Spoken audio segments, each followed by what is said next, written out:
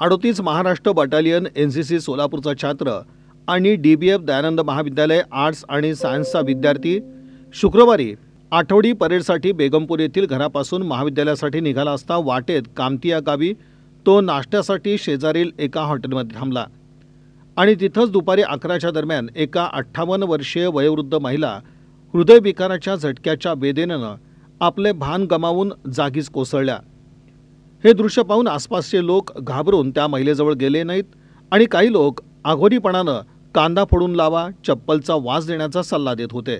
एकूणच गोष्टीची गंभीरता लक्षात घेऊन तसंच वेळ वाया न घालवता त्या महिलेची तपासणी करून तिचा श्वासोच्छ्वास पाहण्यात आला आणि तातडीनं 38 महाराष्ट्रीय बटालियन एनसीसी सोलापूर यांनी आयोजित केलेल्या शिबिरातील प्रात्यक्षिक प्रशिक्षणामध्ये शिकलेला CPR त्यानं महिलेला वेळीच दिला आणि त्यानंतर ती वृद्ध महिला शुद्धीवर आली।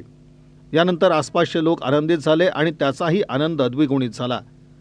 असं काम करण्याची प्रेरणा त्याला मिळाली।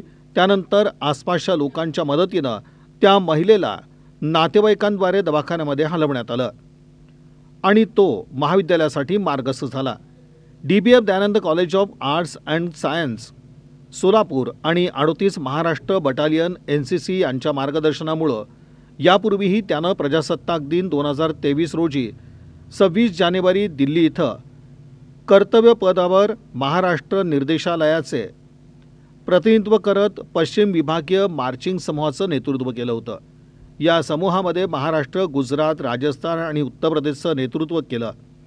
त्यासाठी त्याला मुख्यमंत्री एकनाथ शिंदे यांच्याकडून सन्मानितही करण्यात आलं होतं।